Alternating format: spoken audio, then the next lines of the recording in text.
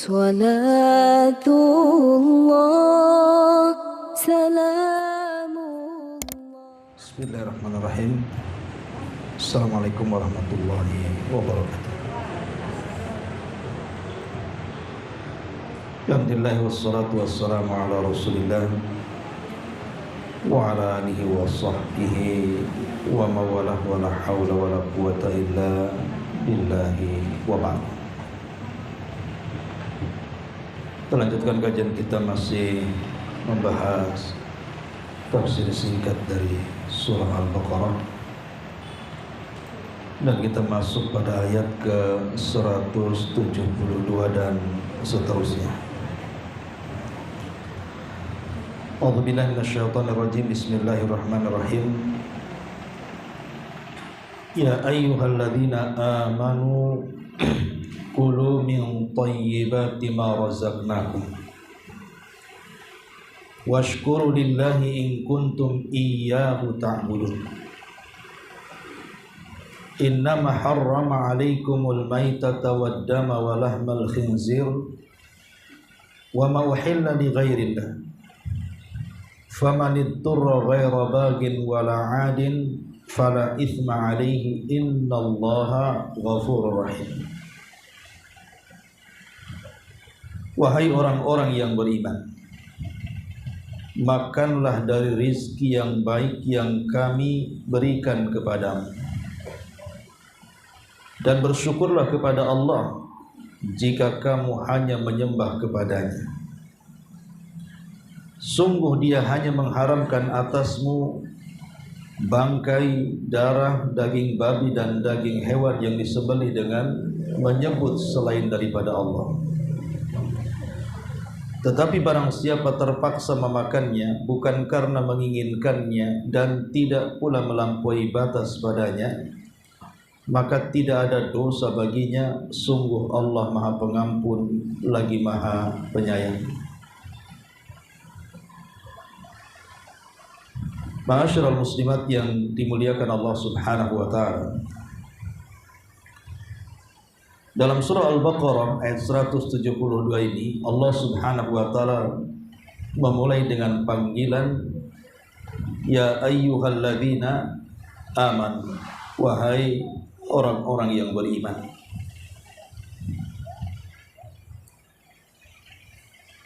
Abdullah bin Mas'ud radhiyallahu an, dia mengatakan, apabila Allah Subhanahu wa taala memulai panggilan dengan ya ayyuhalladzina amanu, berarti telinga kita harus betul-betul memperhatikan, karena biasanya setelah panggilan ini ada perintah yang sangat agung ataupun ada larangan yang sangat membahayakan. Di sini Allah Subhanahu wa taala mengatakan, wahai orang-orang yang beriman, kulu min thayyibatin, makanlah dari sebagian yang baik-baik. Artinya di sana ada sebagian yang tidak baik.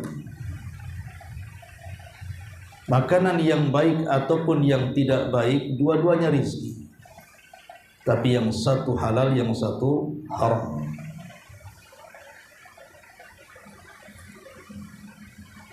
Kulu min thayyibati ma razaqnakum, makanlah dari yang baik-baik yang kami rizkikan kepada kalian.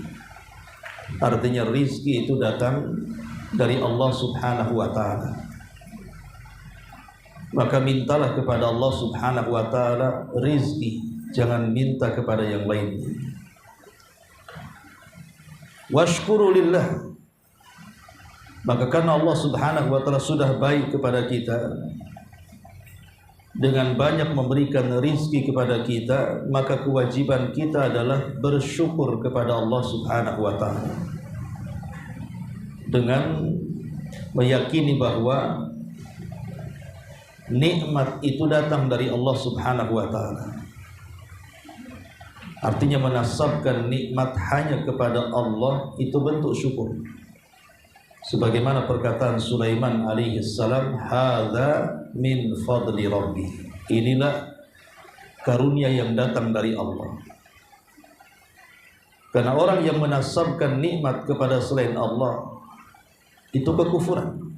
Sebagaimana perkataan Qarun, innama utituhu min ilmin indi, bahwa harta yang aku miliki itu karena kecerdasanku, karena kemampuanku dalam mengolah. Sehingga Qarun menjadi orang yang paling kufur nikmat, karena tidak menasabkan nikmat kepada Allah. Kemudian juga dalam bentuk syukur adalah dengan membelanjakan rizki itu kepada jalan Allah subhanahu wa ta'ala. In kuntum iyyahu ta'budun, jika kamu hanya menyembah kepada Allah subhanahu wa ta'ala semata. Dan ibadah itu artinya setiap ucapan, setiap perbuatan yang sangat diridhoi oleh Allah subhanahu wa ta'ala dan dicintai, baik zahir ataupun batin. Jadi ibadah itu adalah sebuah ucapan atau perbuatan di mana ucapan dan perbuatan itu sangat dicintai dan diridhai Allah, baik yang tampak ataupun yang tersembunyi, maka itulah disebut ibadah. Berarti ibadah ini mencakup semuanya, baik zikir, baik fikir atau yang lain.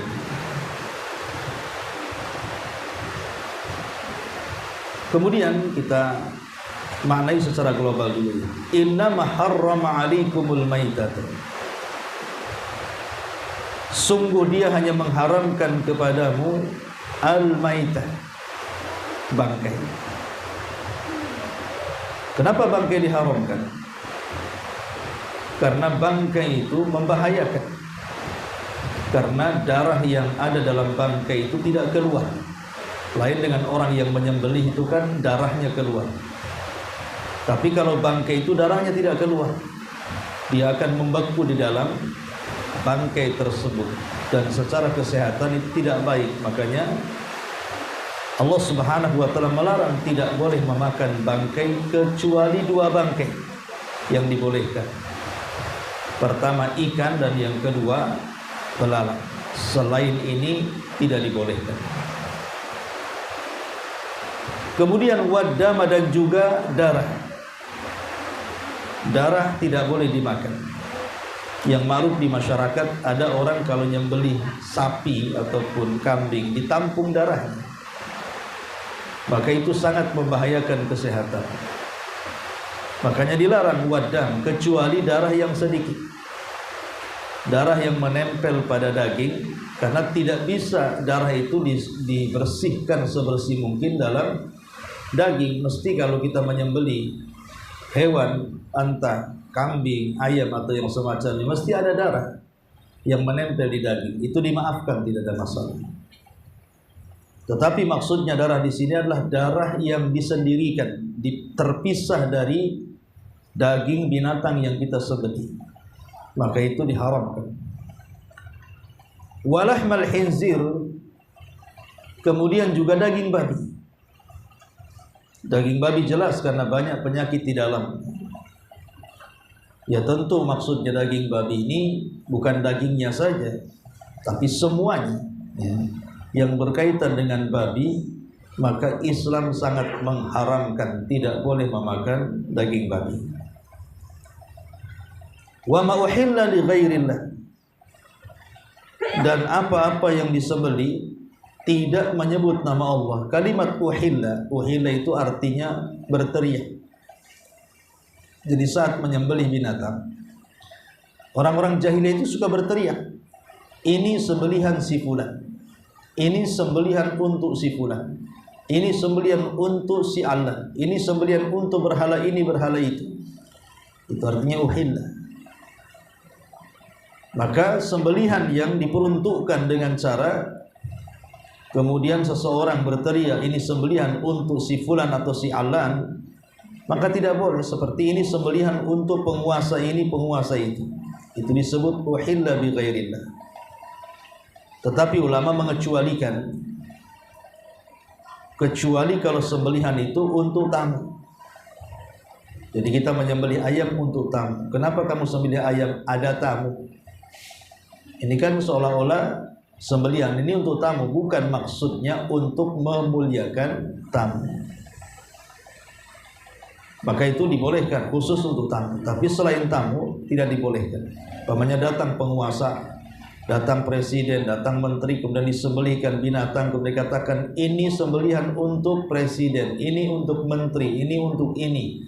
Nah, itu disebut uhilla bihi li ghairillah, menyebut nama selain daripada Allah Subhanahu wa taala.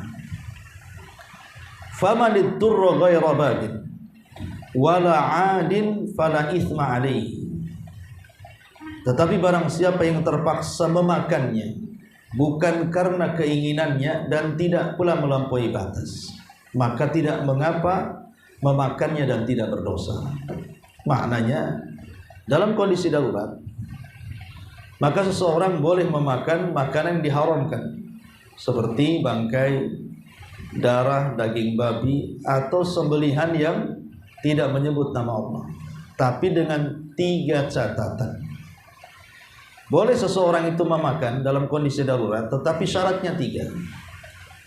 Pertama, tidak ada lagi kecuali itu. Memang tidak ada yang lain kecuali memang di depan kita hanya ada bangkai, hanya ada daging babi, atau hanya ada kumpulan darah, atau sembelihan yang disembelih bukan karena Allah. Memang tidak ada lagi kecuali itu. Yang kedua, memakannya bukan karena suka, bukan tasyahiyah, bukan karena suka. Ini kebetulan lama tak makan babi. Kata orang daging babi enak, kebetulan nih daging babi ini. Nggak boleh, ya. Terpaksa itu bukan karena suka, namanya terpaksa. Kemudian yang ketiga, biqadri hajah, karena sesuai dengan hajat. Kalau dengan sekali suapan cukup untuk menghilangkan lapar sudah, jangan 2 suap. Kalau dengan 2 suap cukup maka jangan 3 suap. Dengan 3 suap cukup jangan 4 suap. Dan ulama mengatakan paling banyak memakan itu hanya 3 suap saja. Dalam kondisi darurat paling banyak itu memakan 3 suap saja. Karena tidak boleh melebihi batas kadar yang diharamkan. Berarti ada 3 syarat seseorang memakan yang diharamkan dalam kondisi darurat itu. Saya ulangi, pertama, karena tidak ada yang lain kecuali itu. Yang kedua, bukan karena suka. Dan yang ketiga, cukup sekedarnya saja. Paling banyak 3 suap sudah cukup. Makanya di sini Allah Subhanahu wa taala mengatakan, "Faman ittara ghaira bagin." Barang siapa yang terpaksa memakannya, ghaira bagin, bagi itu artinya karena suka. Ya. Jadi bukan karena dia menginginkan, dia suka dengan binatang yang diharamkan itu.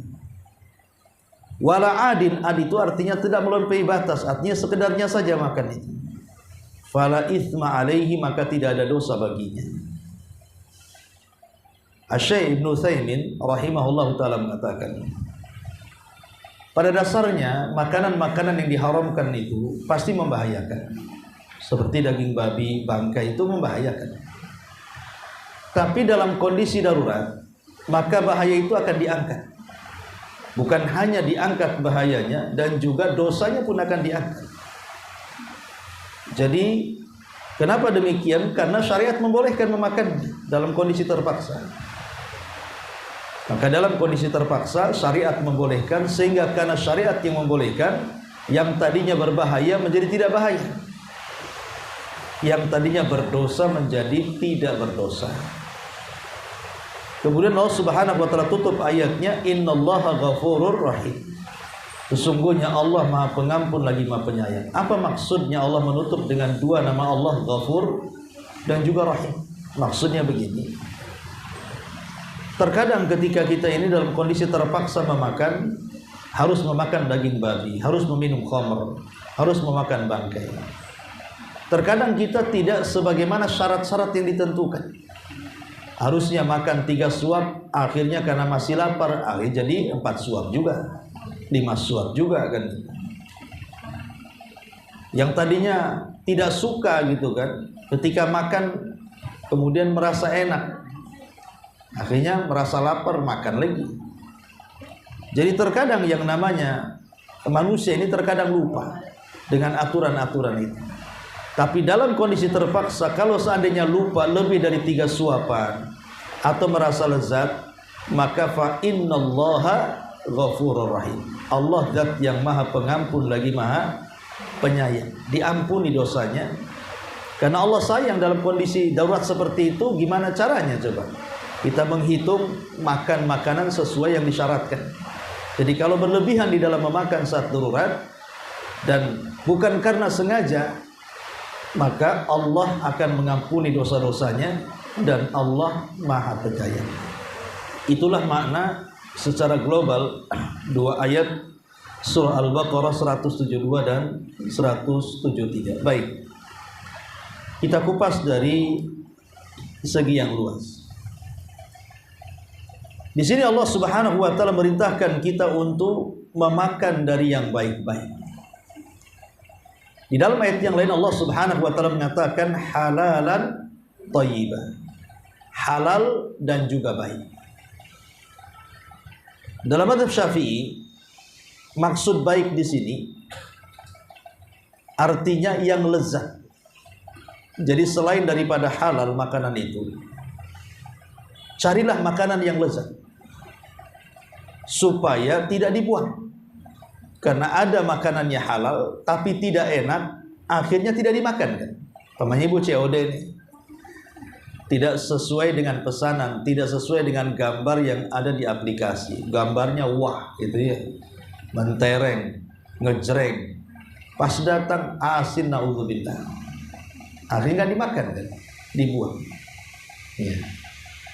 Makanya akhirnya jadi mubadzir tuh. Sehingga ada yang memaknai thayyib dalam mazhab Syafi'i itu artinya lezat. Selain halal harus lezat supaya habis dimakan sehingga tidak mubadzir. Itu juga ada yang memaknai thayyib di sini artinya lezat. Tapi ada juga yang mengatakan ya thayyib ya halal, halal ya thayyib, dua-duanya sama. Jadi halal dengan thayyib itu yang satu makna. Sebagaimana di sini Allah tidak menyebutkan kalimat halal, hanya menyebut kalimat thayyib, artinya ketika halal tidak disebut hanya thayyib saja, berarti thayyib dengan halal itu satu makna. Ya dia halal, ya dia thayyib. Ya. Jadi makanlah dari yang halal-halal. Kenapa? Apa rahasianya? Kenapa kita harus memperhatikan makanan yang baik yang dihalalkan oleh Allah Azza wa Jalla? Karena makanan yang halal yang kita makan itu salah satu mengundang redha Allah Subhanahu wa taala. Tapi sebaliknya, kalau kita memakan makanan yang diharamkan, itu justru mendatangkan murkanya Allah. Jadi kalau kita berusaha memakan yang halal, berarti kita mendatangkan redha-Nya Allah.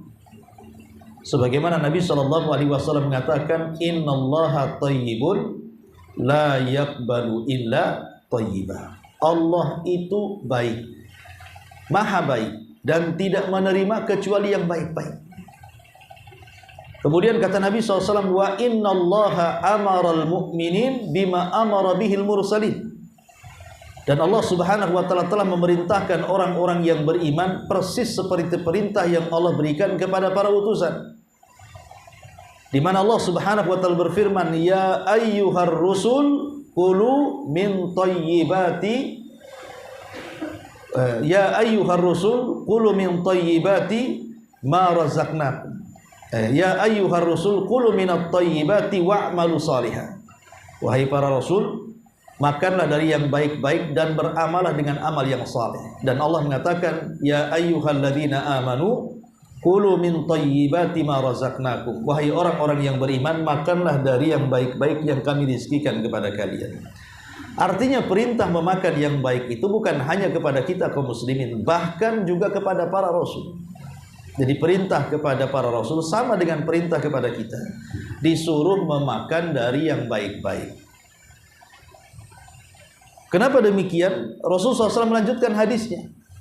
Thumma dzakara ar-rajula ash'atha akbar yamuddu yadayhi ila as-sama' faqala ya rabbi wa mat'amuhu haramun wa mashrabuhu haramun wa malbasuhu haramun wa ghudiya bil haram fa anna yustajabu lah.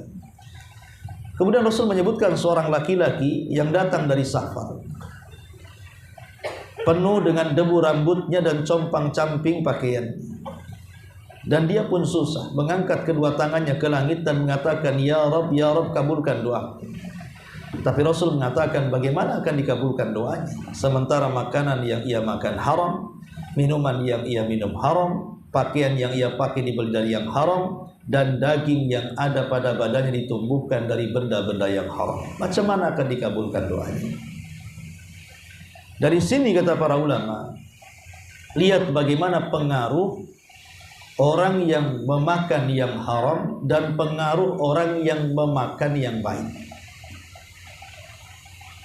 Ada dua faedah dari hadis ini disebutkan para ulama, dan ini luar biasa. Pertama, bahwa syarat diterima doa itu adalah salah satu yang paling besar ketika kita memakan yang dihalalkan Allah. Dan salah satu penolak doa itu ketika makanan yang masuk pada badan kita itu makanan haram. Nabi SAW pernah ditanya oleh seorang sahabat namanya Sa'ad bin Abi Waqqas. Jadi Sa'ad bin Abi Waqqas ini datang kepada Rasul dan mengatakan, Rasul, doakan aku menjadi orang yang paling mustajab doa. Maka Nabi SAW mengatakan kepada Sa'ad, ya Sa'ad, atib mata'amaka takun mustajabatan lidoa. Kalau begitu wahai Sa'ad, makanlah dari yang baik-baik, yang halal, maka doa-doamu akan dikabulkan. Lihat bagaimana Nabi SAW tidak mengatakan kepada Sa'ad, baik kalau gitu saya akan doakan, mudah-mudahan doamu diijabah. Tidak. Karena kalau itu jawabannya, berarti manusia yang paling diijabah doa hanya Sa'ad saja. Tapi Nabi SAW menjawab dengan cara umum dan mengatakan, makanlah dari yang baik-baik wahai Sa'ad, maka doa-doamu akan dikabulkan. Artinya bahwa dikabulkan doa itu bukan untuk Sa'ad saja, siapapun bisa selama makanan yang dimakan itu makanan yang baik. Itu maknanya ya. Jadi siapapun yang makan makanan yang baik, maka dipastikan doa-doanya akan dikabulkan. Ini yang pertama. Yang kedua, bahwa makanan yang baik ini akan melahirkan generasi yang baik. Saya kira saya, ibu atau siapapun yang punya anak, punya cucu, menginginkan anak cucu kita ini lebih baik dibandingkan kita orang tuanya. Di antara orang tua pengen anaknya soleh dan soleha. Di antara orang tua pengen anaknya menjadi orang besar, bermanfaat bagi bangsa dan negaranya. Sebagian orang tua pengenlah anaknya ini menjadi ulama, menjadi ustadz, menjadi macam-macam. Saya kira semua orang tua punya cita-cita bagi anak-anaknya. Lah, cita-cita orang tua bagi anak itu bisa diwujudkan dalam bentuk apa? Jangan beri makan anak dan cucu kita dari makanan yang haram, tapi berilah makanan yang halal untuk mereka. Ini bisa untuk mewujudkan setiap cita-cita orang tua kepada anaknya. Dahulu di zaman ulama tabi'in, ada orang namanya Al-Mubarak. Mubarak ini seorang alim, ahli ibadah, tapi dia tidak dikenal. Cuman dia seorang alim. Ya. Jadi dalam safar rihlah thalabul ilmi, dia kehabisan bekal. Akhirnya kemudian dia pun ingin bekerja. Maka melamarlah dia kerja di sebuah kebun delima milik orang kaya yang ada di situ. Maka bekerjalah dia di kebun itu sampai setahun lebih untuk mengumpulkan biaya dalam rangka melanjutkan rihlah thalabul ilmi. Dan selama dia bekerja di kebun itu, dia tidak pernah kenal mana satu majikannya, mana satu bosnya. Sampai satu hari bosnya datang ke kebun itu. Karena karyawannya banyak, lah kebetulan yang dekat dengan dia itu adalah orang namanya Mubarak tadi. Langsung dipanggil, wahai Mubarak, siapa namamu? Nama saya Mubarak. Kalau begitu ambilkan untukku buah delima. Akhirnya si Mubarak ini mengambil buah delima. Ketika dicicipi oleh bosnya, kecut. Marah bosnya dan mengatakan, cari delima yang lain. Dicarikan delima yang lainnya, kecut lagi. Cari delima yang lainnya, kecut lagi. Sampai berkali-kali, akhirnya majikannya marah dan mengatakan, sudah berapa lama kau bekerja di kebunku? Maka kata Mubarak, sudah setahun lebih. Maka sang majikan mengatakan, bagaimana mungkin lamanya engkau bekerja di kebunku, kau tidak bisa membedakan mana delima yang manis, mana delima yang kecut. Maka Mubarak mengatakan di hadapan bosnya ini dan mengatakan, demi Allah wahai Tuan, kenapa aku tidak bisa membedakan mana delima yang baik, mana delima yang tidak baik? Karena aku di sini hanya ditugaskan untuk merawat kebun. Hanya itu saja. Dan aku belum pernah mencicipi delimamu, baik yang ada di tangkainya ataupun yang jatuh ke tanah. Karena engkau hanya menugaskan untuk merawat kurawat. Dan aku tidak berani memakan sedikit pun dari delima hasil kebunmu ini. Lihat bagaimana Mubarak ini senantiasa menjaga untuk tidak memakan, walaupun itu perkara syubhat, apalagi haram. Jadi dia berusaha meninggalkan syubhat, apalagi yang haram dia tidak memakan. Dari situ kemudian majikannya tertarik dengan Mubarak ini. Kemudian mengatakan, besok aku datang ke rumah. Akhirnya Mubarak pun datang ke rumah majikannya, dan majikannya rupanya curhat karena dia punya anak gadis yang siap menikah. Kemudian kata majikannya, wahai Mubarak, aku punya anak gadis. Dan saya lihat ada aura yang baik dan positif pada dirimu. Aku melihat ke orang soleh. Aku pengen bertanya, kira-kira anakku kalau kujodohkan, laki-laki yang pantas untuk anakku seperti apa? Maka Mubarak mengatakan, ya Tuan, kalau orang-orang Yahudi mereka menikah, itu mereka menikah karena kekayaan. Kalau orang-orang Nasrani mereka menikah itu karena ketampanan dan kecantikan. Tapi kalau orang Islam menikah, maka menikah dilihat karena akhlak, iman dan takwanya kepada Allah Subhanahu wa taala. Akhirnya kata Tuan yang mengatakan, demi Allah, aku tidak melihat orang sebaik dirimu, menikahlah kau dengan anakku. Akhirnya Mubarak ini dijodohkan dengan orang kaya raya pemilik kebun delima ini.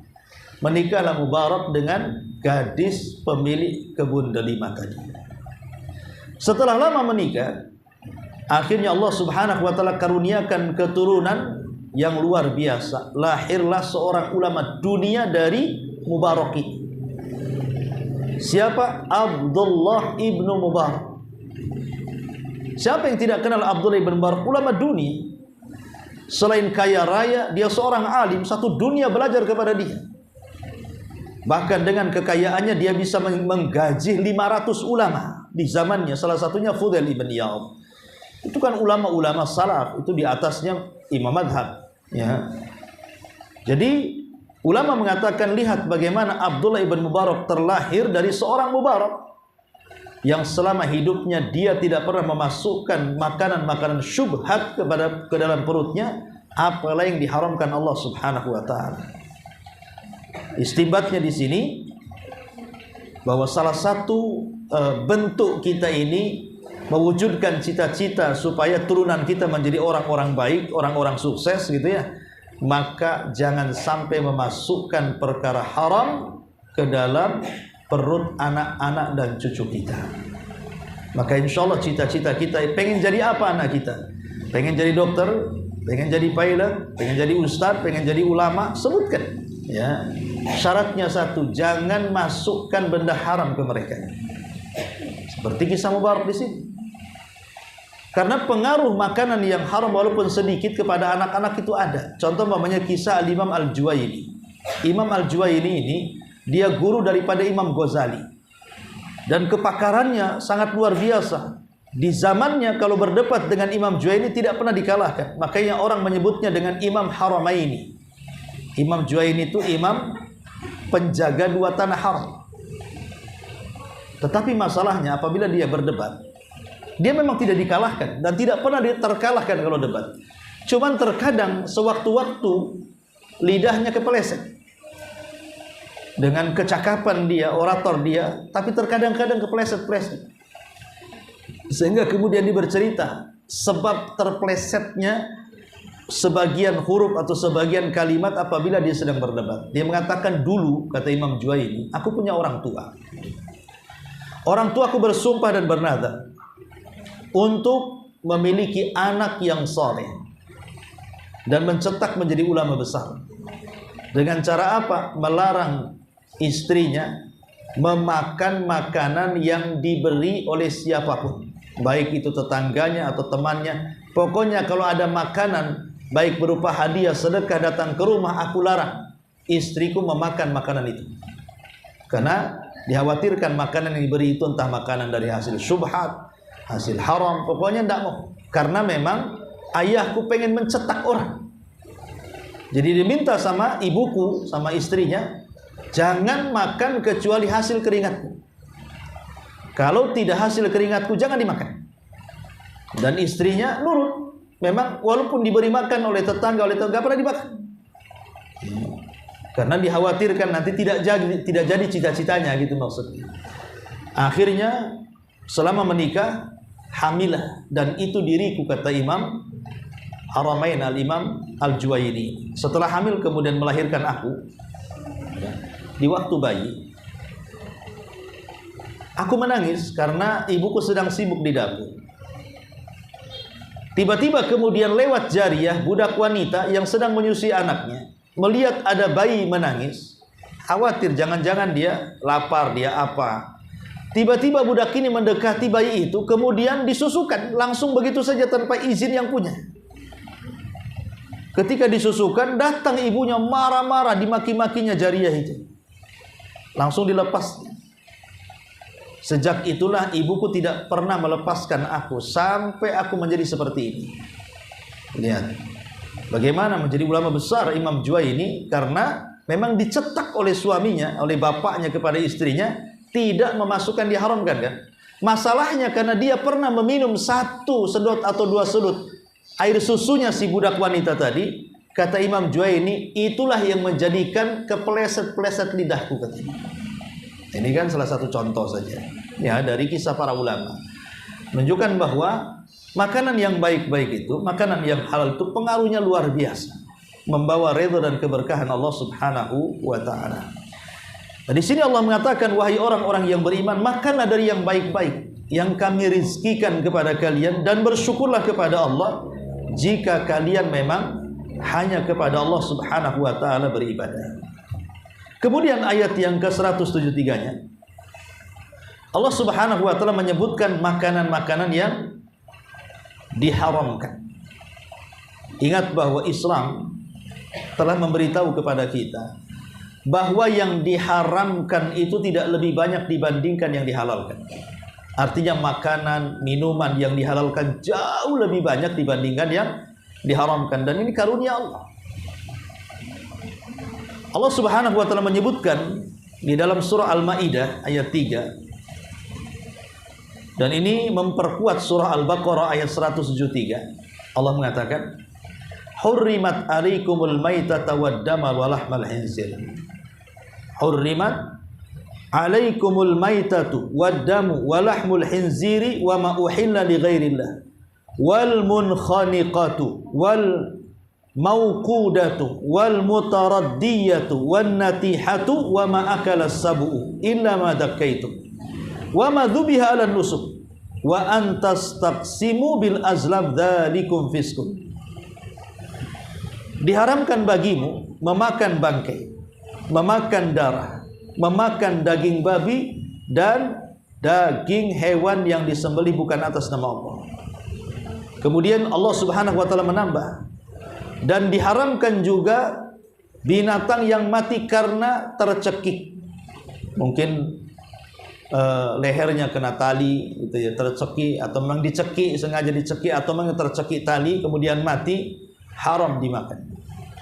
Ataupun yang dipukul. Jadi binatang ini dipukul, dia tidak disembelih, dipukul atau mungkin tertabrak mobil gitu ya. Nah, sayanglah ini sudah dirawat banyak, tertabrak pula, alah makan aja lah. Haram, tidak boleh karena tidak disembelih ya.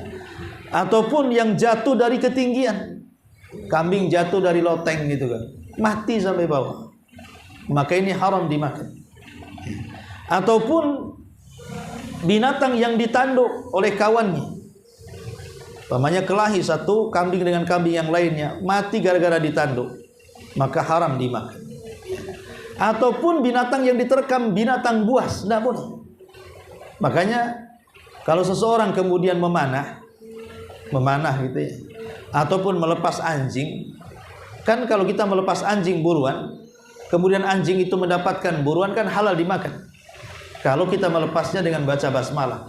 Tapi masalahnya kalau seandainya rebutan dengan binatang buas yang lainnya, maka menjadi haram. Kenapa? Karena kita tidak tahu yang bunuh itu anjing kita atau binatang buas yang lainnya. Jadi syubhat jadinya. Maka ini juga binatang yang tidak boleh dimakan. Ya, binatang yang diterkam oleh binatang buas, kecuali yang sempat kamu sembelih. Kalau memang sempat disembelih ya halal. Ya. Dan diharamkan pula yang disembelih untuk berhala, sesajen. Ya, menyembelihnya baca basmalah tapi ditujukan kepada pohon berhala, maka itu haram. Dan diharamkan pula mengundi nasib dengan azlam anak panah, karena itu satu perbuatan fasik untuk kalian. Jadi dari sini kita tahu bahwa binatang-binatang yang haram dimakan itu tidak lebih banyak dibandingkan binatang-binatang yang halal dimakan. Dan ini karunia nikmat Allah Subhanahu wa taala kepada kita. Taib, ada beberapa hewan yang menurut Islam walaupun disembelih mereka tetap haram, tidak boleh. Pertama, keledai jinak atau keledai peliharaan, tidak boleh walaupun disembelih, tetap haram. Jadi keledai-keledai peliharaan yang digunakan untuk kendaraan, untuk ngangkut kayu, untuk ya dipelihara sehingga jadi jinak, maka keledai itu haram dimakan walaupun disembelih. Berdasarkan hadis Nabi SAW, naha Rasulullah SAW yauma Khaybar an luhumil khumri al-ahliyati. Rasul melarang tidak boleh mengkonsumsi daging keledai jinak walaupun disembelih. Yang kedua, segala hewan yang bertaring walaupun disembelih. Segala hewan yang bertaring. Naha Nabi SAW an akli kulli dhinabin minas sabu. Nabi SAW melarang tidak boleh memakan setiap hewan yang bertaring lagi buas. Tidak boleh, harimau, macan gitu ya. Walaupun disembelih tetap haram, tidak boleh. Kemudian yang ketiga, segala jenis burung yang bercakar tajam dan cakarnya digunakan untuk memangsa dan kanibal. Nahan Nabi SAW an kulli dhinabin minas sabu wa an kulli dhi mihlabin minat tayri. Rasulullah SAW melarang tidak boleh memakan setiap hewan yang bertaring lagi buas dan burung yang bercakar tajam untuk memburu, seperti gagak, ya, elang, itu tidak boleh walaupun disembelih. Kemudian yang keempat, jalalah. Jalalah ini walaupun hewan halal, tapi karena dia sudah memakan yang najis, maka haram dimakan. Pamannya ibu menyembelih ayam, ayamnya lepas. Ketika mau ditangkap dia memakan kotoran, memakan najis gitu ya. Maka ibu tahu, lihat dengan kepala sendiri dia makan kotoran, maka tidak boleh disembelih. Biarkan dia dikurung, kasih makanan yang baik-baik, yang bersih-bersih selama 3 hari, baru setelah itu disembelih. Kenapa? Karena sudah berubah menjadi jalalah atau lele dalam sepiteng. Nggak boleh langsung dipanen, diminum, dimakan ya. Tapi pisahkan ke tempat yang bersih, air bersih, kasih makan yang bersih, baru setelah 3 hari dibolehkan untuk dimakan. Itu disebut jalalah. Kemudian yang kelima, tikus. Karena memang tidak jelas tikus binatang fasik, harus dibunuh. Ya, tikus, kalajengking, burung gagak, burung elang, anjing galak, itu semua dilarang dimakan. Ya, tikus, kalajengking, burung gagak, burung elang, anjing galak, itu semua, termasuk juga ular. Ini kan binatang-binatang yang harus dibunuh. Kalau binatang itu dalam syariat sudah dibunuh, berarti dimakan tidak boleh. Termasuk juga cicak, itu tidak boleh. Cicak, toke, dan yang lainnya, karena itu masuk pada binatang fasik. Rasul mengatakan dalam sebuah hadis, hamsu fawasik yaktulna fil harami. 5 hewan fasik yang hendak dibunuh walaupun di tanah haram. Kemudian Rasul mengatakan al-fa'ru wal aqrabu wal hidayah wal ghurab wal kalbul aqun. Kata Nabi SAW, di antaranya tikus, kalajengking, burung elang, burung gagak, dan anjing galak. Nah, itu 5 binatang ini haram dimakan walaupun disembelih. Tidak boleh kan? Ya. Termasuk juga binatang-binatang yang tidak boleh dibunuh. Kalau binatang tak boleh dibunuh berarti dimakan haram. Seperti semut, lebah, burung hudhud, burung surad. Nah, itu tidak boleh. Kata Nabi SAW, nahan Nabi SAW an qatli arba'i minad dawab. Rasul melarang tidak boleh membunuh 4 jenis hewan. An-namlah, wan-nakhlah, wal-hudhud, wad-durab. Pertama semut, yang kedua lebah, yang ketiga burung hudhud, yang keempat burung surad. Itu 4 perkara ini tidak boleh dimakan, haram walaupun disembelih, nggak boleh. Ya, karena saya pernah dulu main-main di Banyuwangi, ya, tahu-tahu dikasih makan. Makannya itu dikasih sup, rupanya isinya anak tawon, dilodeh gitu anak tawon. Rupanya orang sana udah biasa ngelodeh anak tawon itu. Ya karena dulu nggak paham, ya makan aja enak kan itu. Nah, sekarang tak mau lah dikasih lagi. Karena tak boleh memakan tawon, anaknya, ya. Jadi lebah, semut, burung hudhud, burung surad itu dilarang, tidak boleh dimakan. Karena dibunuh tidak boleh. Macam mana akan dimakan? Dibunuh saja tidak boleh. Seperti tadi hewan-hewan atau binatang-binatang yang tidak dibunuh, yang tidak boleh dibunuh seperti katak. Nah, itu juga tidak boleh. Kodok, katak, cebong, semana lah, ya.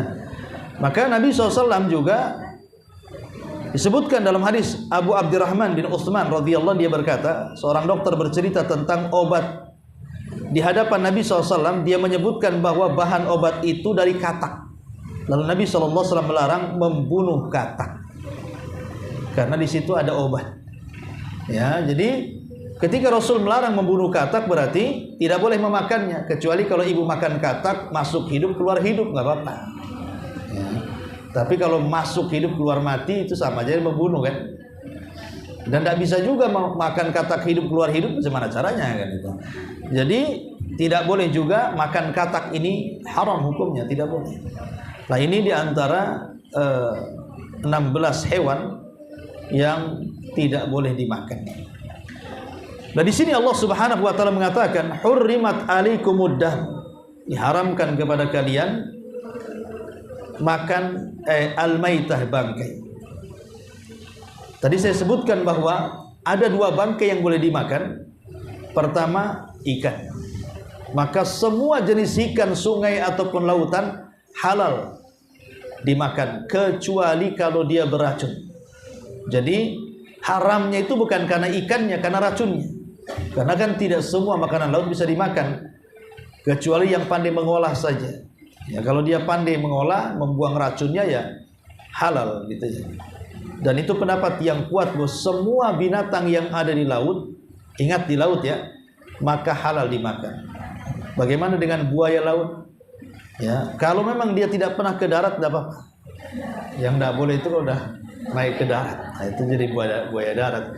Artinya kalau dia hidup di lautan, maka nggak ada masalah. Semua hewan di lautan, walaupun bentuknya seperti bentuk binatang-binatang buas darat, tapi dia hidup di laut, maka halal dimakan. Walaupun ada khilaf tentang masalah buaya, terus masalah macan dan begitu seterusnya, tapi pendapat yang kuat selama hidup di laut dan tidak pernah ke darat, maka halal, kecuali kapal selam. Ya. Kemudian yang kedua, belalang. Belalang itu halal. Belalang itu halal. Kami di Yaman dulu itu ada belalang-belalang besar itu. Ada musim belalang. Dalam setahun itu ada musim belalang. Wah, itu dari mana-mana belalang. Dari mana-mana datang belalang. Ya biasa di sate dimakan, nggak ada masalah. Ya, bahkan di Jawa itu daerah mana itu dijual sate belalang itu di pinggir-pinggir jalan. Ya, maka halal. Kalau tidak suka jangan makan, tapi jangan mengatakan haram karena itu dihalalkan. Kemudian juga wadama, dan juga darah. Darah tidak boleh dimakan. Dulu saya masih ingat kecil-kecil itu kalau lagi Idul Adha, biasanya ada orang-orang tertentu bawa baskom, itu kalau nyembeli sapi itu ditampung tuh darahnya, ya, kemudian dikeringkan, dimasak pula dimakan. Katanya untuk anak-anak bagus tuh nambah darah. Tidak boleh, ini haram, ya, haram, tidak dibolehkan. Apalagi walahmul khinzir ataupun daging babi, sudah jelas karena memang daging babi sendiri memang binatang yang berpenyakit, banyak ulat, banyak macam-macam kan, dan sudah banyak penelitian tentang bahaya makan daging babi. Termasuk wa ma uhilla li ghairillah, apa yang dimaksudkan ketika menyembelihnya kepada selain Allah Subhanahu wa taala, untuk sesajen, untuk pantai, untuk gunung, untuk macam-macam, untuk orang tertentu, maka semua dilarang. Tetapi Allah Subhanahu wa taala mengatakan famanitturra ghaira bagin wala adin fala itsma alaihi innallaha ghafurur rahim. Dalam kondisi darurat maka semua menjadi boleh. Dalam kondisi darurat maka semua dibolehkan. Tetapi tadi saya sebutkan dengan 3 syarat. 1, tidak ada lain kecuali itu. Yang kedua, bukan karena suka, dan yang ketiga, makanlah sekedarnya. Maka itulah diantara 3 perkara yang ulama membolehkan memakan dalam kondisi darurat. Wallahu alam. Nah, sebagai tambahan tentang memakan makanan yang diharamkan Allah Subhanahu wa taala ini memiliki bahaya. Pertama, ada muqabuli amali. Amal kita ditolak oleh Allah Azza wa Jalla. Dalam hadis Nabi SAW mengatakan la yaqbalu salatu bi ghairi tahur wala sadaqatu min gulul. Tidak diterima salat tanpa wudu dan tidak diterima sedekah dari hasil korupsi. Artinya sedekahnya ditolak karena haram uangnya gitu ya. Berarti makanan yang sesuatu yang haram itu bisa menolak amalan. Yang kedua, al-aklu minal haram kabiratun min kabairitum. Makan dari makanan yang haram termasuk dosa besar. Termasuk dari dosa-dosa besar. Kemudian yang ketiga, bahwa memakan yang haram itu matrudun min rahmatillah, akan diusir daripada rahmat Allah Subhanahu wa taala. Karena di beberapa hadis Nabi mengatakan tentang contoh masalah riba. La'anallahu akila riba. Allah melaknat ya pemakan riba. Atau ketika Rasul bicara soal khamr, la'anallahu syaribal khamr. Allah melaknat peminum khamr. Artinya makan yang diharamkan itu selalunya didahului dengan kalimat laknat. Dan laknat itu artinya dijauhkan daripada rahmat dan didekatkan dengan azab. Ini yang ketiga. Yang keempat, memakan yang diharamkan itu mutawa'ad bin nar, terancam dengan neraka.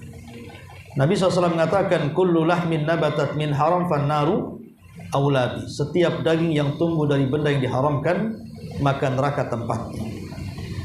Kemudian yang kelima, memakan yang haram itu mutawa'ad bi ghadabin minallah, terancam dengan kemurkaan Allah Subhanahu wa taala. Sebagaimana hadis Nabi sallallahu alaihi wasallam mengatakan, man halafa ala yamin wa huwa fiha fajir liyaqtati biha malum ri'im muslim laqiyallahu wa huwa alaihi ghadban. Barang siapa yang bersumpah atas nama Allah ya untuk mengambil hak seorang muslim, maka dia akan berjumpa dengan Allah dalam kondisi murka. Kemudian yang keenam, makan yang diharamkan itu sababun lil kharabi wad damar, bisa menyebabkan kehancuran dan kebinasaan. Lihat kaum Syuaib, akibat mereka curang dalam dagang, Allah Subhanahu wa taala kirim adab kepada mereka. Termasuk juga yang nomor 7, makan yang diharamkan itu sebab hilangnya berkah. Sebab hilangnya berkah. Nabi SAW mengatakan fa in kadzaba wa katama muhiqa barakatu bai'ihim. Kalau dia dusta dan menutupi aibnya, maka dia telah menghilangkan berkah keduanya. Kemudian juga yang nomor 8, termasuk sebab-sebab azab kubur. Maka lihat ketika Nabi SAW bercerita tentang azab kubur, para pemakan riba di situ dijelaskan macam mana hukumannya dalam azab kubur itu. Taruh di air darah kemudian berenang tidak bisa ke pinggir karena setiap ke pinggir akan disuapi batu yang sangat besar. Termasuk nanti pada hari kiamat orang-orang yang makan yang haram itu sebab lil iflas, akan hilang pahalanya. Akan hilang pahalanya. Terkadang pahala kita diambil orang dan dosa orang pula dibebankan kepada kita. Termasuk juga memakan yang diharamkan Allah Subhanahu wa taala. Salah satunya juga